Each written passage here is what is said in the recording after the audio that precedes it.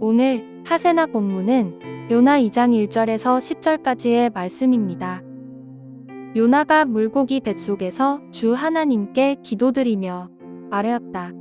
내가 고통스러울 때 주님께 불러 아뢰었더니 주님께서 내게 응답하셨습니다. 내가 스올 한가운데서 살려달라고 외쳤더니 주님께서 나의 호소를 들어주셨습니다. 주님께서 나를 바다 한가운데 깊음 속으로 던지셨으므로 큰 물결이 나를 에워싸고 주님의 파도와 큰 물결이 내 위에 넘쳤습니다. 내가 주님께 아뢰기를 주님의 눈앞에서 쫓겨났어도 내가 반드시 주님 계신 성전을 다시 바라보겠습니다 하였습니다. 물이 나를 두르기를 영혼까지 하였으며 깊음이 나를 에워쌌고 바닷불이 내 머리를 휘감았습니다. 나는 땅 속 맷뿌리까지 내려갔습니다. 땅이 빗장을 질러 나를 영영 가두어 놓으려 했습니다만 주 나의 하나님 주님께서 그 구덩이 속에서 내 생명을 건져 주셨습니다. 내 목숨이 힘없이 꺼져갈 때에 내가 주님을 기억하였더니 나의 기도가 주님께 이르렀으며 주님 계신 성전에까지 이르렀습니다. 헛된 우상을 섬기는 자들은 주님께서 베풀어 주신 은혜를 저버립니다. 그러나 나는 감사의 노래를 부르며 주님께 희생 제물을 바치겠습니다. 서원한 것은 무엇이든지 지키겠습니다. 구원은 오직 주님에게서만 옵니다. 주님께서 그 물고기에게 명하시니 물고기가 요나를 뭇에다가 뱉어냈다. 어제 본문에서 요나는 사람들에게 자신을 들어 바다에 던지라고 했습니다. 이 부분에서 우리가 오해하지 말아야 할 것은 요나는 자신이 살 것이라 생각하지 못했다는 것입니다. 그는 그저 폭풍과 난파라는 상황을 직면한 사람들이 죽지 않게 하기 위해서 자신을 죽이라고 말한 것입니다. 그러니 요나는 바다에 던져졌을 때 자신이 이제 물에 빠져 죽는구나 라고 생각했을 것입니다. 그런데 뜻밖의 일이 생기지요. 바로 물고기가 자신을 삼킨 것입니다.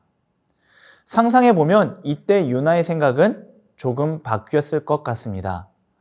방금 전까지는 물에 빠져 죽는구나 라고 생각했다가 이제는 물에 빠져 물고기 밥이 되어 죽는구나로 말입니다. 방법의 차이가 있을 뿐 그 결과는 죽음이라는 사실은 변할 수 없다고 생각했을 것입니다. 그러나 그는 놀라운 일을 경험하지요. 물고기 안에서 3일을 생존하게 됩니다. 아마도 오늘 본문에 나타난 요나의 기도는 물고기 뱃속에 있은 지 3일 즈음 되어 드린 것이 아닌가 합니다. 왜냐하면 이 기도에는 죽음에서부터 건짐을 받았다는 확신과 감사가 강하게 나타나기 때문입니다. 특별히 이 기도에서 눈여겨볼 부분이 있습니다. 그것은 요나가 성전을 언급하고 있다는 것입니다. 그는 성전을 하나님과 함께하는 곳, 하나님이 임재하시는 곳으로 인식하고 있습니다. 바로 하나님의 얼굴을 보는 곳이지요. 그런데 얼마 전까지 요나는 여호와의 얼굴을 피해 도망하던 중이었습니다. 그는 폭풍과 바다로 던져짐과 물고기에게 삼켜짐을 통해 여호와의 얼굴을 피하는 것이 결코 복도 또 행복도 아님을 분명하게 알게 되었지요. 그래서 이제는 여호와의 얼굴을 볼 수 있는 성전을 바라보겠다고 그 얼굴을 보며 기도하겠다고 다짐하는 것입니다. 이 부분에서 우리는 아론의 축복문을 생각해 보게 됩니다.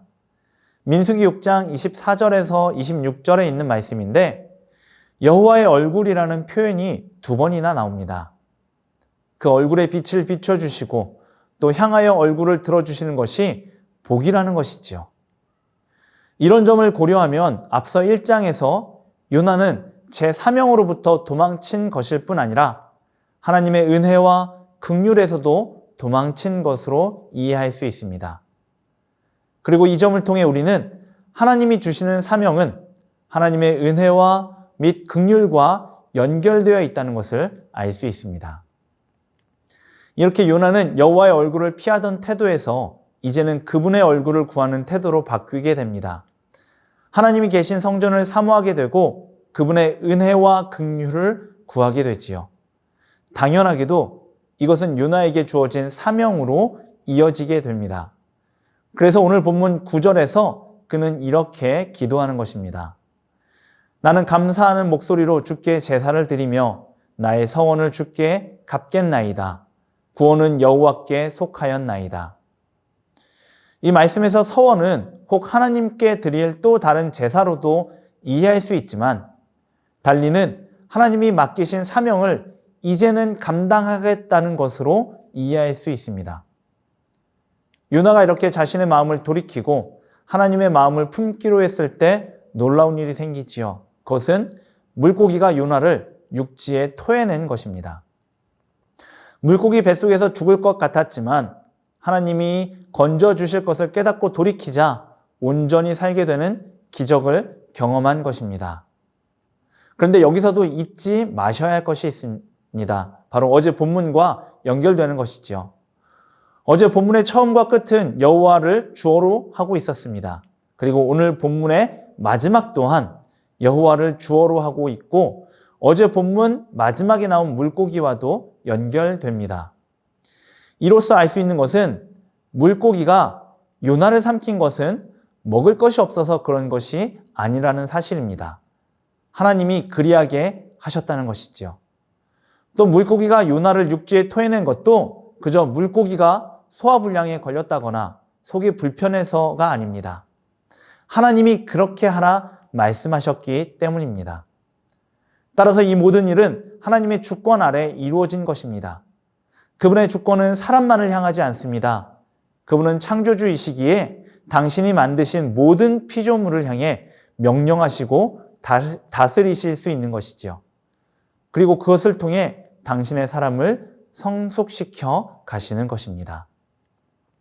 오늘 본문에서 요나는 여호와의 성전을 구하는 것을 볼 수 있습니다. 이것은 하나님의 임재를 구하는 것이고 그동안 피해왔던 여호와의 얼굴을 구하는 것입니다.